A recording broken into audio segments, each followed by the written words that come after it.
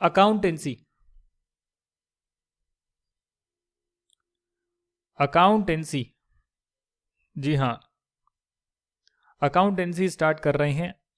Formally जो CA intermediate का accountancy है उसे स्टार्ट कर रही हैं और अकाउंटिंग स्टैंडर्ड से स्टार्ट कर रही हैं। पहले समझेंगे अकाउंटिंग स्टैंडर्ड क्या होते हैं, और आज की क्लास में जो है अकाउंटिंग स्टैंडर्ड 1 को हम कंप्लीट करेंगे, यानी उसके कॉन्सेप्ट्स को हम कंप्लीट करेंगे। और उसके बाद नेक्स्ट क्लास में मैं आपको इसके क्वेश्चन एंड आंसर्स कराऊंगा जो आपके स्टडी मटेरियल में गिवन है। दोस्तों मैं बताया तो हमारा जो फॉर्मेट रहने वाला है वो रहेगा, हम कॉन्सेप्ट्स जो है वो तो ऐसे नोट्स की फॉर्म में करेंगे, ये जैसे मैंने आपको दिया है। अगर इसमें कोई एग्जाम्पल की ज़रूरत होगी तो डेफिनेटली मैं कराऊंगा, और अगर मुझे लगेगा कि एग्जाम्पल की ज़रूरत नहीं है, वो हमारे स्टडी मटेरियल के क्वेश्चन में सब कवर हो जाएगा, तो मैं आपको डायरेक्टली स्टडी मटेरियल के क्वेश्चंस कराऊंगा। तो ये जो नोट्स हैं ऐसा मत करना कि आप नोट्स के भरोसे एग्जाम में चले जाएं। नोट्स के साथ आपको स्टडी मटेरियल के सारे क्वेश्चन करने हैं और फिर जो है आपकी एग्जाम की तैयारी हो जाएगी। यदि आप इतना कर लेते हैं तो उसके बाद जो एक्स्ट्रा एफर्ट है वो सिर्फ इतना ही है कि अगर आप चाहें, अगर आपकी इच्छा हो तो 1 या 2 मॉक टेस्ट पेपर ट्राई कर लेना, अगर आपकी इच्छा हो तो अप्रैल मंथ में। ठीक है ना, सारी प्रिपरेशन हो गई, सारे नोट्स को रिवाइज कर लिया, स्टडी मटेरियल के क्वेश्चन भी सारे पढ़ लिए, और फिर अगर आपकी इच्छा हो तो डेफिनेटली आप जो है एक मॉक टेस्ट पेपर दे सकते हैं, या कुछ आरटीपी या पास्ट ईयर का एग्जाम जो है आप सॉल्व करके देख सकते हैं अपनी प्रैक्टिस के लिए। वो आपका एडिशनल एफर्ट है एग्जामिनेशन लाने के लिए, अच्छे नंबर लाने के लिए। बट यदि आप ये सारे नोट्स को कर लेते हैं, अच्छे से गो थ्रू कर लेते हैं, एक एक चीज़ कॉन्सेप्चुअली आपकी क्लियर है और स्टडी मटेरियल के सारे क्वेश्चंस आपको आते हैं, तो उसके बाद आप पास तो 100% है। जी हाँ, अगर ये आता है तो आप पास 100% है। बट अगर आपने सिर्फ सुनने के लिए सुन लिया है बट एक्चुअली में नहीं आता, तो फिर बड़ी दिक्कत होगी, बड़ी दिक्कत होगी फिर। इसी के लिए ध्यान से पढ़िएगा, एक एक चीज़ को समझिएगा, कॉन्सेंट्रेशन से पढ़िएगा, क्लासेस को पूरा अटेंड करिएगा। मैं कोई बहुत ज़्यादा नहीं पढ़ाता हूँ यार, मैं बहुत कम पढ़ाता हूँ। जितने में आपके 2 सब्जेक्ट होते हैं उतने में मैंने 4 सब्जेक्ट पढ़ाए हैं, तो आधा टाइम कर दिया ना मैंने आपका। और क्या चाहिए बताइए आप। और जो ऑनलाइन ले रहे हैं उनका तो ट्रैवलिंग टाइम भी नहीं लग रहा है, यानी कि इतना रिड्यूस कर दिया टाइम मैंने, इतना रिड्यूस कर दिया है कि अगर आप सारा का टोटल भी मारो तो भी 4 महीने में डेली के सिर्फ 4 घंटे पढ़कर, जो आने जाने का भी कई बार टाइम लग जाता है, डेली का 4 घंटे पढ़कर 4 महीने में आपका पूरा ग्रुप 1 हो सकता है। इतने हिसाब से जो है मैंने पूरी की पूरी प्रिपरेशन करवाई है। तो डेली जो है आप अटेंड करिएगा, आपका सारा सिलेबस हो जाएगा। अकाउंटिंग स्टैंडर्ड्स क्या होते हैं दोस्तों, लास्ट वीडियो में मैंने आपको बताया था अकाउंटिंग स्टैंडर्ड्स हम जो है नैरो डाउन करने के लिए यूज़ करते हैं। बहुत सारी जो जनरली एक्सेप्टेड अकाउंटिंग प्रिंसिपल्स हैं उसे नैरो डाउन करने के लिए हम अकाउंटिंग स्टैंडर्ड्स को लेकर आए हैं। कौन लेकर आया है, कौन बनाता है? The institute of chartered accountants of India, जिसके आप मेंबर बनने वाले हैं। अगर आप सीए बन जाते हैं, सब चीज़ें अच्छे से पढ़ते हैं, रिटेन रखते हैं, चीज़ों को समझते हैं, तो आप जो है मेंबर भी बन जाएंगे, क्योंकि फिर आपको सिर्फ पेपर पास करना होगा। और अगर आप मेंबर बन जाएंगे तो यही वो बॉडी है जो अकाउंटिंग स्टैंडर्ड बनाती है। हालांकि इसको जब इशू करने की बात आती है तो नॉन कंपनीज के लिए तो आईसीआई इशू करती है, और जो कंपनीज हैं, कॉर्पोरेट्स हैं, उसके लिए जो है गवर्नमेंट इशू करती है with the support of other regulatory bodies like ministry of corporate affairs for companies. Ministry of corporate affair जो है, एमसीए जो है, वो कंपनीज के लिए है, तो उनके सपोर्ट से जो है नोटिफिकेशन दी जाती है, and in consultation with national financial reporting authority. ये गवर्नमेंट ने एक अथॉरिटी स्टैब्लिश करी है जिसका काम यही है देख रेख करने का, अकाउंटिंग के लिए देख रेख करने का। तो ये जो नेशनल फाइनेंशियल रिपोर्टिंग अथॉरिटी है, ये कंपनीज के लिए जो है अकाउंटिंग स्टैंडर्ड्स को रिकमेंड करती है, या कुछ मॉडिफिकेशन करना है तो बताती है। तो गवर्नमेंट जो है इनसे कंसल्ट करने के बाद ही आईसीए के स्टैंडर्ड्स को इशू करती है। और अगर ये कुछ चेंज बताते हैं कि भैया कंपनीज के लिए जो अकाउंटिंग स्टैंडर्ड आईसीए ने बनाए हैं उसमें हम कुछ बदलाव करना चाहते हैं, तो ये बदलाव कर सकते हैं, और इनके रिकमेंडेड जो होंगे वो कंपनीज पर एप्लीकेबल होंगे। यानी ओरिजिनली तो आईसीए ने बनाया है, पर उसको मॉडिफाई वगैरह कर कर ये अपना जो है कॉपी पेस्ट कर कर कंपनीज के लिए इशू कर देते हैं, और नॉन कंपनीज के लिए तो आईसीए के ही स्टैंडर्ड्स रहते हैं। अकाउंटिंग स्टैंडर्ड्स का मतलब देखिएगा, accounting standards are written policy documents. Accounting standard covers the following aspects of accounting transaction in a financial statement. Return policy documents, यानी रिटर्न डॉक्यूमेंट्स होते हैं, पॉलिसीज होती हैं। समझे आप? जी हाँ, समझ गए हम, पॉलिसीज होती है। और इसमें जो है अकाउंटिंग ट्रांजैक्शन के जितने भी एस्पेक्ट्स होते हैं इन अ फाइनेंशियल स्टेटमेंट, जैसे कि उसका रिकॉग्निशन, उसका मेजरमेंट, उसका प्रेजेंटेशन, उसका डिस्क्लोजर।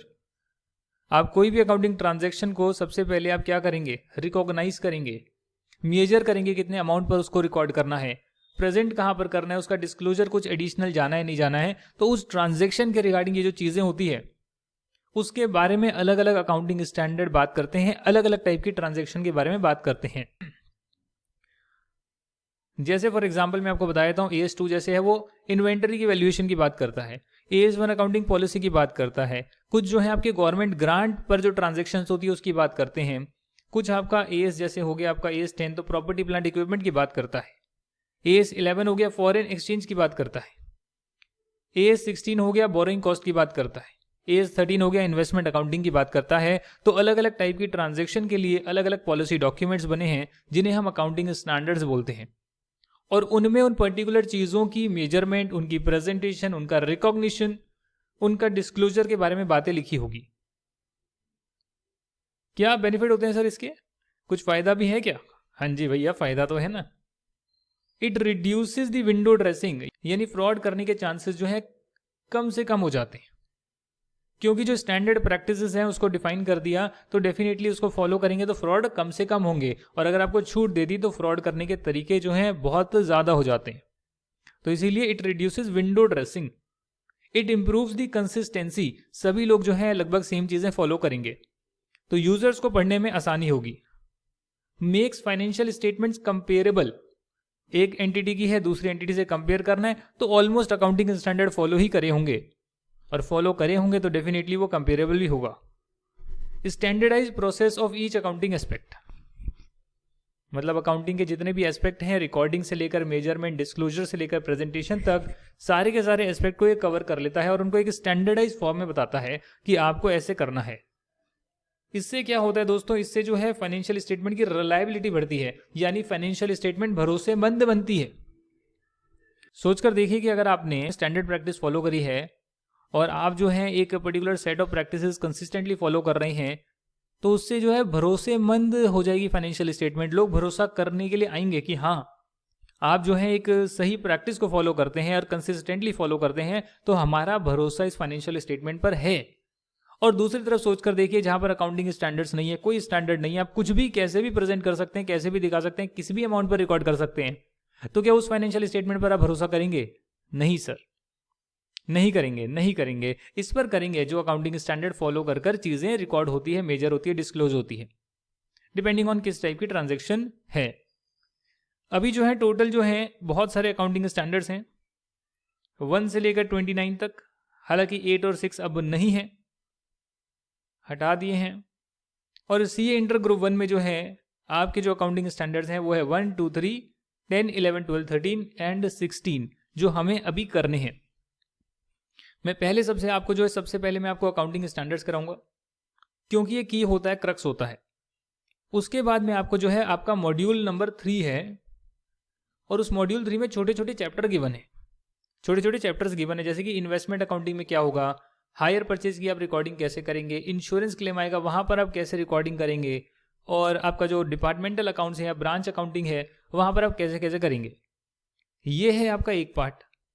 और इसके बाद दूसरा पार्ट है कंपनी के लिए कि कंपनी की फाइनेंशियल स्टेटमेंट बनानी है या आपको जो है कैश फ्लो स्टेटमेंट प्रिपेयर करनी है या फिर बोनस इशू कर रही है कंपनी या डिवेंचर रिडीम कर रही है, उस केस में जो है क्या एंट्रियां पास होगी। तो ये अगर हम कर लेते हैं सारी चीजें तो आपका अकाउंटेंसी जो है सब्जेक्ट जो है कंप्लीट हो जाएगा। चीजों को जो है रटना नहीं है, बिल्कुल ही आराम से देसी भाषा में समझना है। और ये जो मैं आपको नोट्स दूंगा ये तो इतने कम नोट्स दूंगा कि मुझे नहीं लगता कि 50 पेज से ज्यादा के नोट्स बनेंगे। 50-60 पेजेस के नोट्स बनाने की कोशिश करूंगा और डेफिनेटली हर हाल में जो है 100 पेज तो कभी क्रॉस नहीं होंगे, 100 से कम नोट्स रहने वाले हैं आपके अकाउंटेंसी के।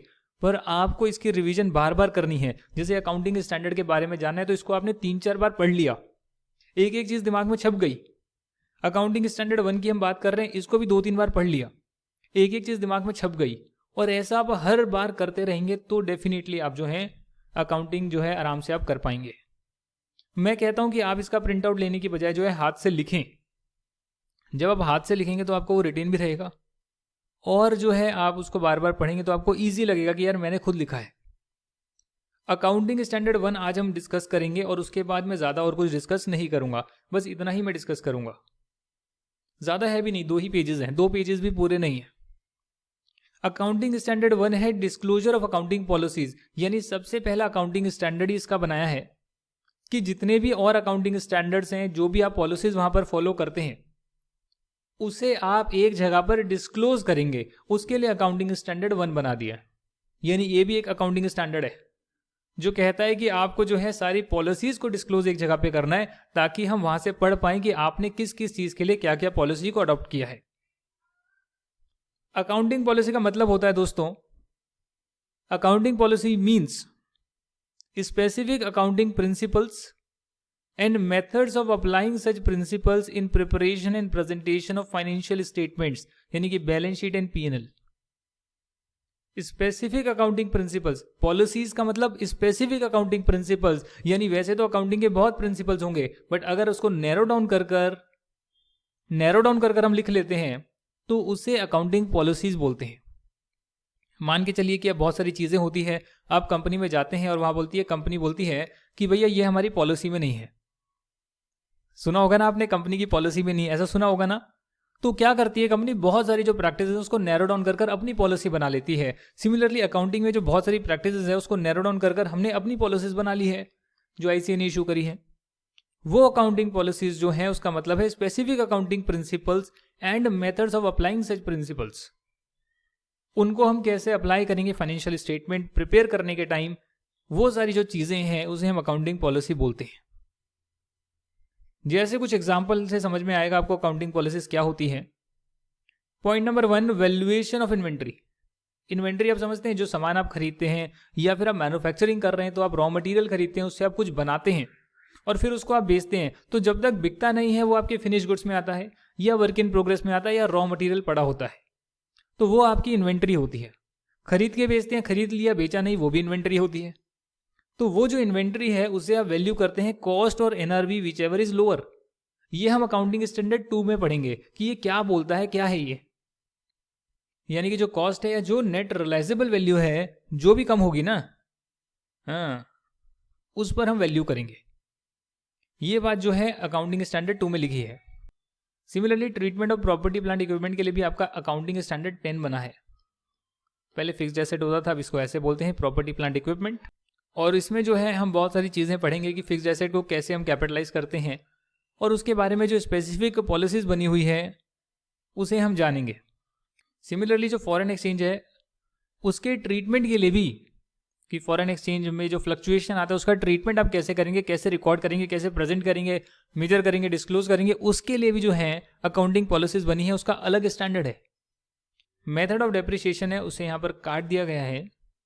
वैसे आप जो भी मेथड फॉलो करते हैं वो आपकी अकाउंटिंग पॉलिसी तो है ही, बट अब ये हो गया है कि अगर उसे चेंज करते हैं मेथड को, तो पहले change in method of depreciation was regarded as change in accounting policy, पर अब हम उसे बोलते हैं change in method of depreciation is change in accounting estimate. यानी सिर्फ नंबर का गेम है। पहले आप स्ट्रेट लाइन मेथड फॉलो कर रहे थे और अब आपने रिटर्न डाउन वैल्यू अडॉप्ट कर लिया, या रिटर्न डाउन से आपने स्ट्रेट लाइन अडॉप्ट कर लिया, तो क्या होगा, कुछ वैल्यूएशन में तो फर्क पड़ेगा कि एक मेथड में ज्यादा डेप्रिसिएशन अभी तक आया था, एक में कम आया था। एसेट की टोटल कॉस्ट तो सेम है, उसी को तो आपको P&L में धीरे धीरे डेबिट करना है डेप्रिसिएशन की फॉर्म में। बस मेथड चेंज करने से अमाउंट ज्यादा या कम हो जाएगी अभी तक की। तो ये एक चेंज इन अकाउंटिंग एस्टीमेट है, ना कि change in accounting policy. Very very important.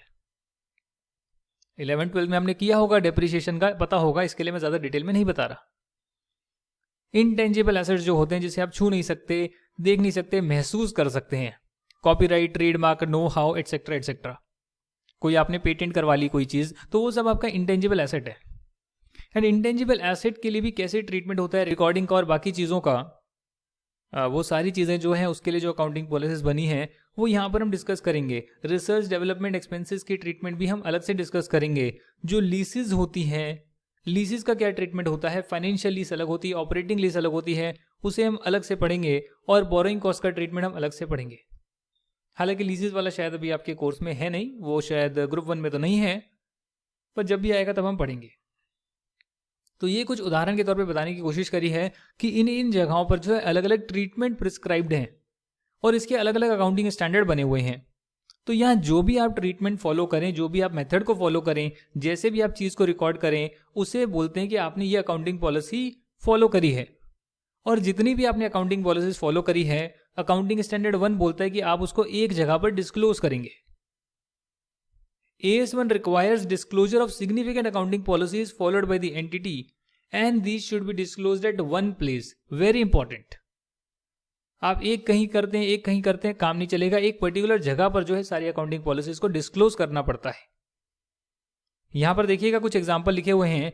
Reliance company है जिसने 150 अकाउंटिंग पॉलिसीज जो है फॉलो करी है, but it discloses only 90 policies. क्या यहां पर अकाउंटिंग स्टैंडर्ड 1 फॉलो हुआ या नहीं हुआ? द आंसर इज फॉलो हुआ। और क्यों हुआ? क्योंकि यहां पर लिखा हुआ है कि आप सिग्निफिकेंट अकाउंटिंग पॉलिसीज को डिस्क्लोज करेंगे। छोटी मोटी जो पॉलिसीज हैं उसको डिस्क्लोज नहीं करेंगे, बट जिसका इंपैक्ट मटेरियल है, बड़ा है, इंपॉर्टेंट है यूजर्स के लिए, उन सभी सिग्निफिकेंट आप पॉलिसीज को डिस्क्लोज करेंगे। तो रिलायंस ने भले यहां पर 150 डिफरेंट अकाउंटिंग पॉलिसीज फॉलो करी हो पूरे फाइनेंशियल स्टेटमेंट में, पर उसमें से उसने 90 डिस्क्लोज करी जो सिग्निफिकेंट है। इसका मतलब उसने AS1 फॉलो किया है। नेक्स्ट पॉइंट देखिएगा, accounting policy which is a wrong treatment has been followed is disclosed. मतलब कि एक ऐसी पॉलिसी आपने अडॉप्ट कर ली जो ट्रीटमेंट गलत है, बट आपने वो गलत ट्रीटमेंट को भी डिस्क्लोज किया है। तो यहां पर जो है AS1 फॉलो हुआ है, क्योंकि AS1 को मतलब नहीं कि आप जो है सही चीज फॉलो कर रहे हैं या गलत। AS1 सिर्फ ये कहता है कि आपने जो भी फॉलो करा है सिग्निफिकेंट है, तो आप उसको डिस्क्लोज करेंगे, और यहां पर डिस्क्लोज किया है। That means accounting standard 1 follow हुआ है। Accounting policy which is very significant has not been disclosed though the company has done correct treatment. यानी कि जो भी आपने प्रोसीजर फॉलो करा है, जो भी आपने मेथड फॉलो करा है, आपने बिल्कुल ठीक किया है, सिग्निफिकेंट है, डिस्क्लोज नहीं किया। तो अकाउंटिंग स्टैंडर्ड 1 बोलेगा कि आपने AS1 का उल्लंघन करा है, AS1 आपने फॉलो नहीं किया है, करना चाहिए था। भले ही ट्रीटमेंट सही है, पर डिस्क्लोज तो नहीं करा। सिग्निफिकेंट है तो डिस्क्लोज जरूर करेंगे। अकाउंटिंग पॉलिसी सिग्निफिकेंट है और उसे डिस्क्लोज भी किया है, बैलेंस शीट में ही डिस्क्लोज कर दिया, कहीं फुट नोट में डाल दिया, कुछ P&L में डाल दिया, अलग अलग जगह पर जो है स्कैटर कर दिया, नहीं sir. It should be disclosed at one place, और इसीलिए इस केस में अकाउंटिंग स्टैंडर्ड 1 फॉलो नहीं करा गया है। ये कुछ एग्जांपल्स थे जिससे हमने समझा अकाउंटिंग स्टैंडर्ड 1 की इंप्लीकेशन। अब जानते हैं कि अगर अकाउंटिंग पॉलिसी आप चेंज करना चाहते हैं तो क्या होगा।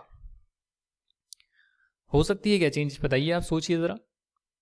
अगर आप एक पर्टिकुलर मेथड को फॉलो करते हैं, एक ट्रीटमेंट फॉलो करते हैं किसी ट्रांजैक्शन को रिकॉर्ड करने के लिए, प्रेजेंट करने के लिए, और फ्यूचर में आप चेंज करना चाहते हैं, तो क्या वो आपको डिस्क्लोज करना चाहिए या नहीं करना चाहिए। बट उससे पहले सवाल आता है कि क्यों चेंज करना चाहते हैं, पहले वाले में क्या दिक्कत थी। जो भी आप मेथड फॉलो कर रहे हैं, ट्रीटमेंट फॉलो कर रहे हैं, किसी भी रिस्पेक्ट में, किसी भी ट्रांजैक्शन के रिस्पेक्ट में, जिसके लिए बहुत सारे अकाउंटिंग स्टैंडर्ड्स बने हुए हैं और उसमें बहुत सारे ऑप्शंस भी गिवन हैं, अगर आप कोई चीज चेंज करना चाहेंगे तो आप कर सकते हैं फॉर बेटर प्रेजेंटेशन, और एंड नहीं लिख रहा मैं, कह रहा हूं और फॉर कंप्लायंस विथ लॉ में कुछ चेंज हो गया और उसकी वजह से जो है जैसे भी आप रिकॉर्डिंग करते थे आपको वो चेंज करनी पड़ रही है, उसकी आपको जो है प्रेजेंटेशन चेंज करनी पड़ रही है, तो आप करेंगे, क्यों नहीं करेंगे आप। Compliance with accounting standard, accounting standard में चेंज आ गया और उसके हिसाब से जो आप पहले मेथड फॉलो कर रहे थे वो अब गलत हो गया है, वो फॉलो नहीं कर सकते हैं। If you want to follow the accounting standards you have to change the method. और इन तीनों केसेस में बेटर प्रेजेंटेशन के लिए, लॉ को कंप्लाई करने के लिए, अकाउंटिंग स्टैंडर्ड को कंप्लाई करने के लिए हो सकता है कि आपको अपनी अकाउंटिंग पॉलिसी को चेंज करना पड़े। और उस केस में अगर आप चेंज करेंगे, वैसे जो रीजन है अकाउंटिंग स्टैंडर्ड 5 में लिखे हैं, जो आपके कोर्स में नहीं है, AS5 बताते हैं क्या क्या रीजन हो सकते हैं चेंज करने के, वो हम बाद में करेंगे, अभी तो कोर्स में है नहीं। तो वहां पे लिखा है कि अगर आप पॉलिसी को चेंज करेंगे, whenever accounting policies are changed, तब आपको जो है ये सारा डिस्क्लोजर करना पड़ेगा जो नीचे लिखा है। यानी कि पहले क्या पॉलिसी थी उसे आप बताएंगे, कौन सी आप नई पॉलिसी आप फॉलो कर रहे हैं, चेंज कर रहे हैं, वो बताएंगे, क्यों चेंज कर रहे हैं उसका रीजन बताएंगे। इन तीनों में से एक रीजन होगा, तीनों में से एक रीजन होगा, तभी कर सकते हैं।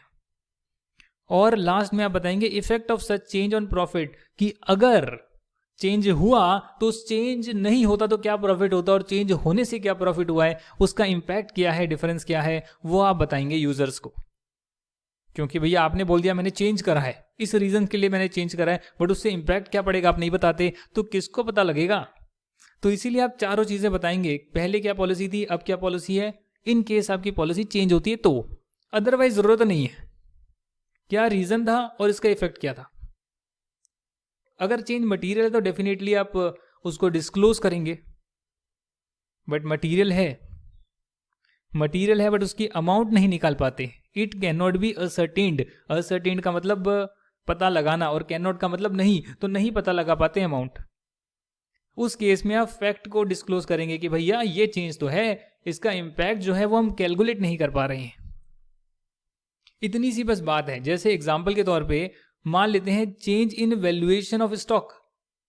पहले आप फीफो मेथड फॉलो करते थे, अब आप कोई और मेथड फॉलो कर रहे हैं, तो वो फॉलो करने से आपका ओपनिंग स्टॉक क्लोजिंग स्टॉक की वैल्यूएशन चेंज होगी। वैसे क्लोजिंग स्टॉक की ही होगी क्योंकि ओपनिंग तो खैर पुराने वाले का ही आएगा। तो क्लोजिंग स्टॉक की वैल्यू चेंज होने से, ज्यादा होने से प्रॉफिट बढ़ेंगे, कम होने से वैल्यू कम होगी। नहीं समझे आप?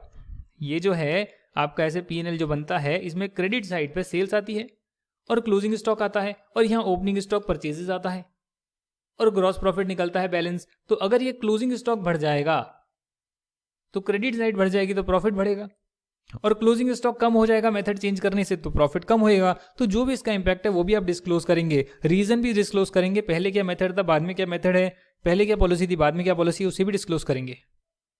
Similarly change in the treatment of borrowing cost. Borrowing cost का मतलब है जब आप उधार लेते हैं तो उसे बोरोइंग बोलते हैं, और उस बोरोइंग पर जो इंटरेस्ट लगता है उसे बोरोइंग कॉस्ट बोलते हैं। तो ये जो है इसका अलग स्टैंडर्ड है जिसे हम डिस्कस करेंगे। अगर वहां कुछ ट्रीटमेंट में चेंज होता है तो यहां पर आप जो है AS1 के हिसाब से उसे डिस्क्लोज तो करेंगे, रीजन तो बताएंगे। ये आपका AS1 कहता है, सिंपल सा AS1। Whenever any provision amount is altered, then that would not be treated as a change in accounting policy. This is a change in accounting estimate. आप किसी भी चीज पर प्रोविजन बनाते हैं कि मेरा ये खर्चा हो सकता है, बिल मेरा आने वाला है, अभी आया नहीं है, तो मैं एस्टिमेट अमाउंट जो है उसका खर्चा बुक कर लेता हूं, प्रोविजन बना लेता हूं।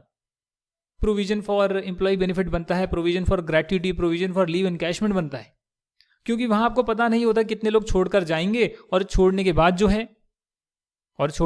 जो है उनकी ग्रेट्युटी आपको देनी पड़ेगी नेक्स्ट ईयर में।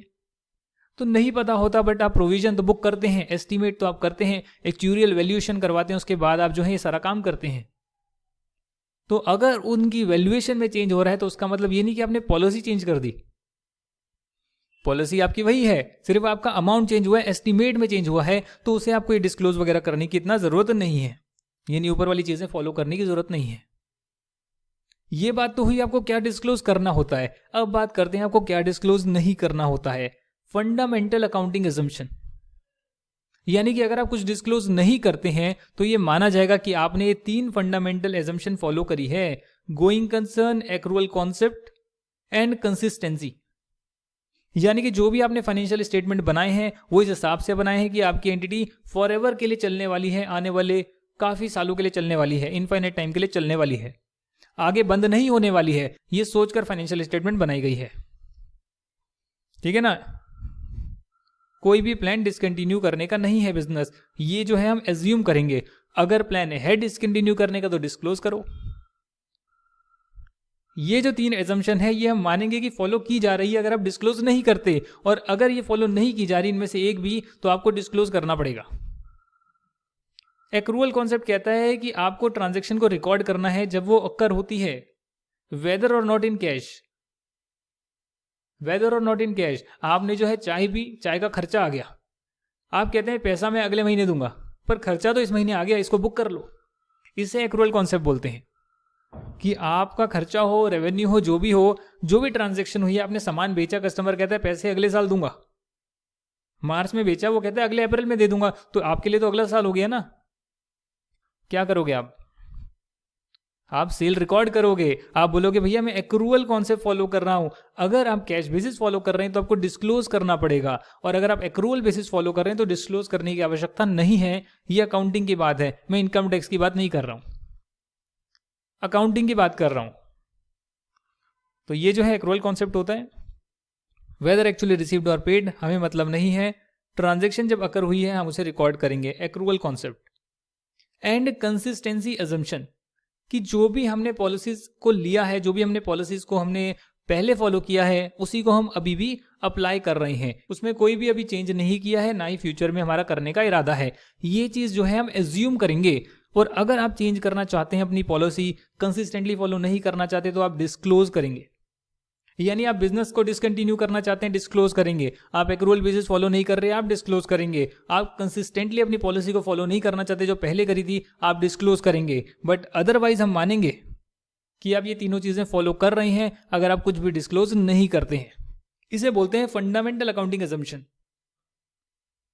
यहां तक की बात अगर क्लियर है तो लास्ट कॉन्सेप्ट हम कर रहे हैं, बिल्कुल लास्ट कॉन्सेप्ट कर रहे हैं, how to select accounting policies. AS1 में लिखा हुआ है कि अकाउंटिंग पॉलिसीज को आप कैसे सेलेक्ट करते हैं।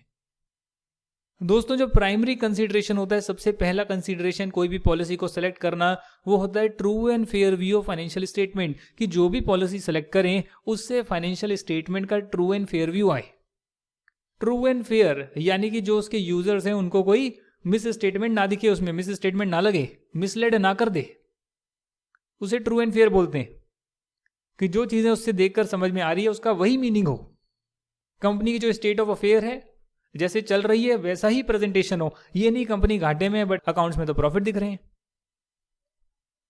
तो जो एक्चुअली में कंपनी की स्टेट ऑफ अफेयर है वैसा ही प्रेजेंटेशन फाइनेंशियल स्टेटमेंट से आए, अगर वैसा आता है तो उसे ट्रू एंड फेयर व्यू बोलते हैं।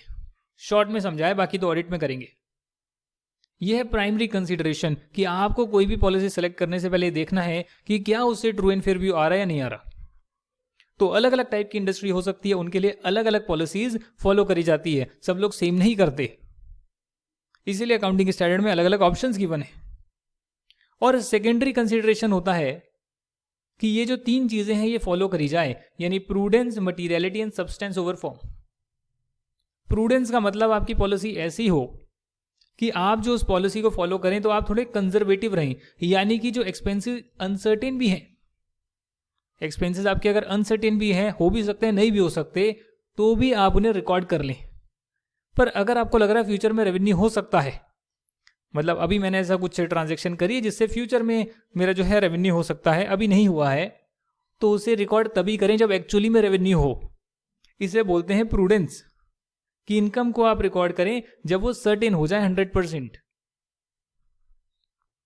जैसे मान लेते हैं अभी ऑर्डर आ गया आपके पास, परचेज ऑर्डर आ गया, कस्टमर का ऑर्डर आ गया, आप कहेंगे मेरा सेल हो गया, नहीं, एक्चुअली में जब होगा तब रिकॉर्ड करें, इसे प्रूडेंस बोलते हैं। पर अगर खर्चे का आपको संकेत मिल गया, कुछ ऐसी ट्रांजैक्शन हो गई जिससे आपको लग रहा है अब तो खर्चा देना पड़ेगा, भले ही वो कंफर्म नहीं हुआ है, फिर भी आप जो है रिकॉर्ड कर सकते हैं खर्चा, इसे बोलते हैं कंजर्वेटिव। मैं ये नहीं कह रहा, मैं बिल्कुल भी ये नहीं कह रहा कि आप कहेंगे यार फ्यूचर में तो मेरा 20 लाख का खर्चा आ जाएगा बिना किसी बेसिस के, उसे अभी रिकॉर्ड करते हैं, वो नहीं कह रहा मैं। अभी आपने कोई ट्रांजैक्शन करी है जिसका खर्चा आपको भी पूरा नहीं पता है और लग रहा है कि आ भी सकता है नहीं भी आ सकता, बट प्रोबेबल है, तो रिकॉर्ड कर लो। बट रेवेन्यू लग रहा है प्रोबेबल है, अभी मत करो, सर्टेन होने के बाद ही रिकॉर्ड करो।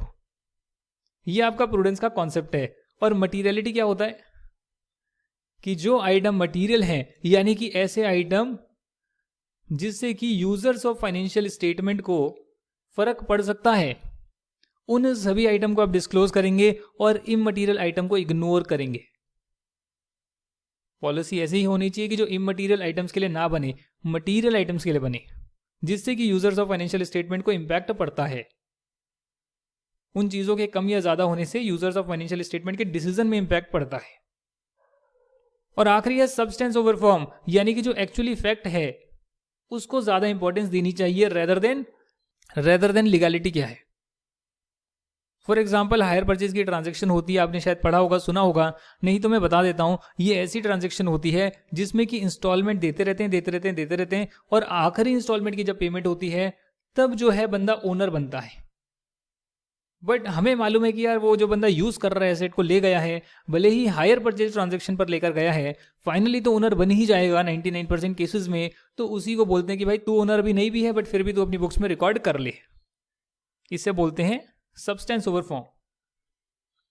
कि भैया जो फैक्ट है वो बनने वाला है, ओनर वही यूज कर रहा है एसेट को और उसने लास्ट इंस्टॉलमेंट पर बनेगा, बस ये फर्क है, तो उसे बोलते हैं रिकॉर्ड कर ले, अभी कर ले।